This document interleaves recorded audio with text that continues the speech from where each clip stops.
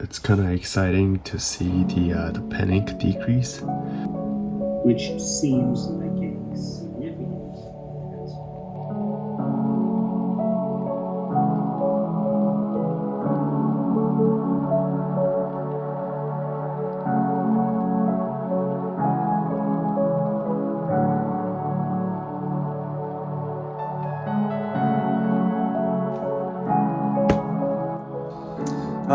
It's been a while since I uploaded a YouTube video, but I am back again with another video.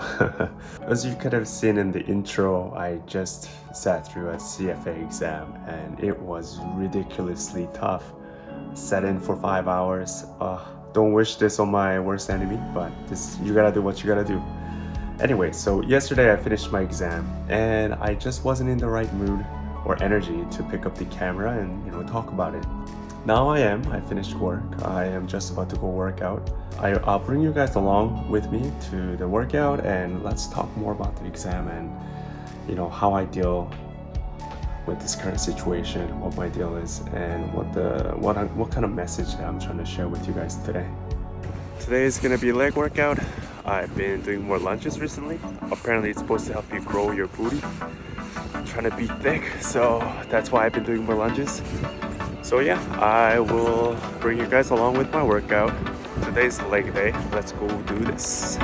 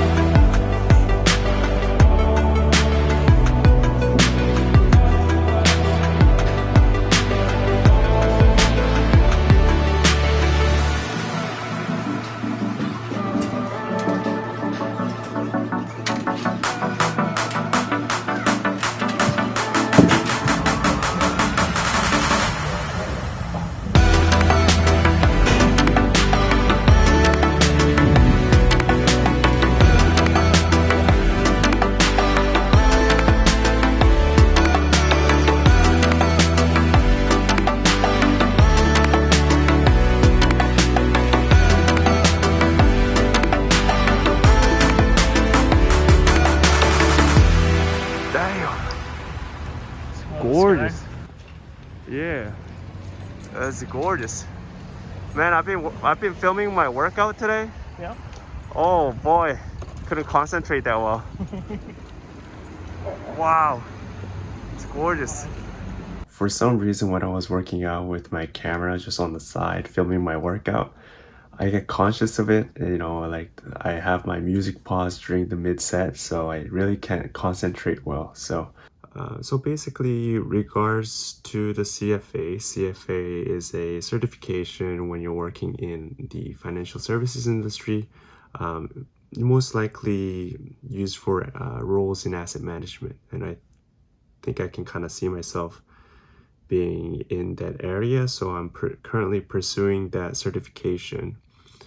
But one thing that I want to share with you is that is it just me, or the results of those exams or results of the risk and the journeys that you're taking, it really influences your action and behaviors afterwards, right? So let's say you didn't pass an exam that you have tried very hard, and how do you feel? Of course you're gonna feel shitty, of course you're gonna feel bad about it, but it kind of creates this chain reaction. So let's say, oh, I didn't pass this exam, and then, you know, my buddy can ask me, hey, you wanna go out do something? And then I'll be like, no. And then my buddy can be like, hey, you wanna go to the gym? And then I'll be like, nah. And then he could be like, hey, you wanna go out to a bar? And I'll be like, nah, man, I don't feel it. And you know, that negative attitude and negative behavior, it eventually adds up, and it becomes more than what it's actually meant to be. But the behavior would be completely different if you pass that exam. You know, if you pass that exam, you're gonna be like, I have the confidence, I can do better, I can do more. You know, you get more excited to take on another challenge. You kind of have this self-confidence that shows even just when you talk. So knowing the results of these type of exams really creates an important role in how you behave, especially in terms of confidence and your reaction to certain of things, that I have kind of learned to take my emotions out of it, you know. So even if I fail, even if I pass, think of it as, okay, what am I gonna do next? I don't care if I failed, I don't care if I passed. What am I doing next? What's my next move? Like, what's next? I don't want to be too happy when I pass. I don't want to be too sad when I fail, because those behaviors can certainly influence my actions, and I don't want those actions to add up to a point where I look back and I realize, like, shit, you know, I should have had more confidence, or shit, you know, I should have been more humble, you know?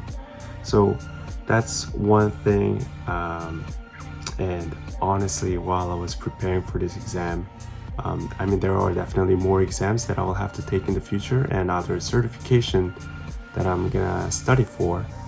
But I definitely had some moments where I spent a lot of time, and when I was reviewing some of the stuff, my mind was just completely blank, and I was like, oh, I'm so fucked. And I had that moment like a few times here and there.